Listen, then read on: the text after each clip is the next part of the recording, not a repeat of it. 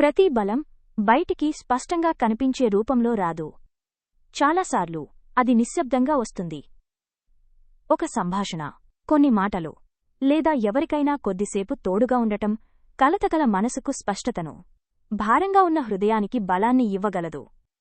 అటువంటి సమయాల్లో మనలో మార్పు కలిగించేది ఎప్పుడూ ప్రత్యక్ష సలహా మాత్రమే కాదు. చాలాసార్లు అది అంతకన్నా లోతైనది. కొన్నిసార్లు మరొకరి స్వభావమే మనపై పనిచేయడం మొదలుపెడుతుంది. వారు మాట్లాడే తీరు, ఆలోచించే విధానం, స్పందించే రీతి, వీటిలో కనిపించే గంభీరత, స్పష్టత, నమ్మకం, ఉదాహరణ, ఇవన్నీ మన అంతరంగాన్ని ప్రభావితం చేస్తాయి. ఎస్తేరు కథ, దేవుని ఆధిపత్యం, ఆకస్మిక మలుపులు, ఆశ్చర్యకరమైన పరిణామాలతో నిండి ఉన్న ఒక అద్భుతమైన కథ. ఆ కథ యొక్క సంపూర్ణ సౌందర్యాన్ని ఆస్వాదించాలంటే దానిని గ్రంథంలో మొత్తం చదవాలి.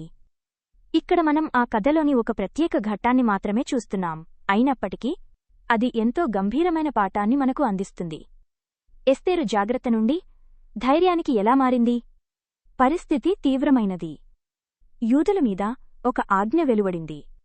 మొర్దెకై బహిరంగంగా దుఃఖిస్తున్నాడు.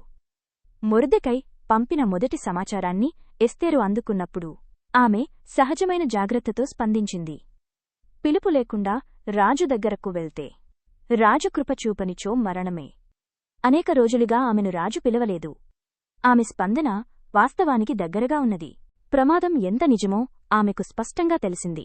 కాని మొర్దెకై తిరిగి పంపిన సమాధానం తరువాతామె చర్యలు పూర్తిగా భిన్నంగా కనిపించాయి.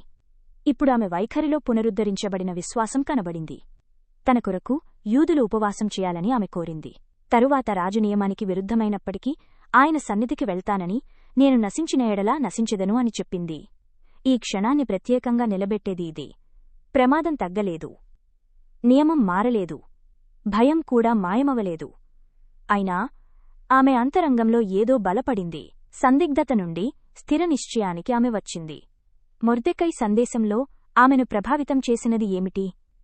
మొర్దెకై తన విశ్వాస గంభీరతతోనూ ఆ క్షణాన్ని తాను చూసిన స్పష్టతతోనూ మాట్లాడాడు. గ్రంథం అతని మాటలను ఇలా నమోదు చేస్తుంది: ఈ సమయమందు నీవు మౌనముగా ఉన్న ఎడల యూదులకు ఉపశమనం మరియు విమోచనం మరియొక చోట నుండి కలుగును.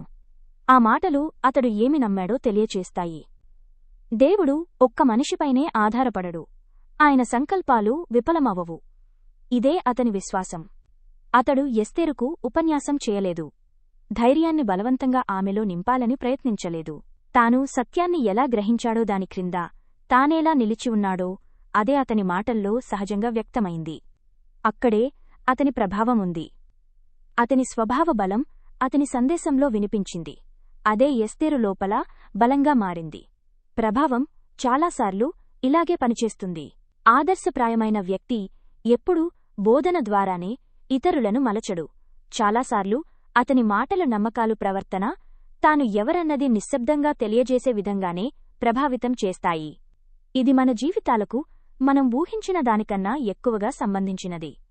నిజమైన బలం చాలాసార్లు కింద నుండి పైకి నిర్మించబడుతుంది. అది వ్యక్తిస్థాయిలో మొదలవుతుంది. అక్కడ ఒకరి స్వభావం మరొకరిని ప్రభావితం చేస్తుంది. అక్కడి నుండి కుటుంబాలు బలపడతాయి, సమాజాలు రూపుదిద్దుకుంటాయి. కాలక్రమేణా ఒక జాతి యొక్క నైతిక బలం కూడా సాధారణ మనుష్యుల జీవితాల్లో కనిపించే స్వభావ నాణ్యత చేత మలచబడుతుంది. అందుకే స్వభావాన్ని చిన్న విషయంగా చూడకూడదు. మనం ఎలా మారుతున్నామో అది మనకే పరిమితమని ఎప్పుడూ అనుకోకూడదు. క్రీస్తును అనుసరించడం యొక్క నిజమైన ప్రభావం కేవలం వ్యక్తిగత విశ్వాసం లేదా అంతరంగ సాంత్వనలో మాత్రమే ముగియదు. అది మనలను ఎలాంటి వ్యక్తులుగా మలుస్తుందో దానిలోనే దాని బలం ఉంది. ఆ మార్పు ద్వారా మన చుట్టూ ఉన్నవారిని అది నిశ్శబ్దంగా ప్రభావితం చేస్తుంది. నిజమైన ప్రభావం ఇలానే పెరుగుతుంది.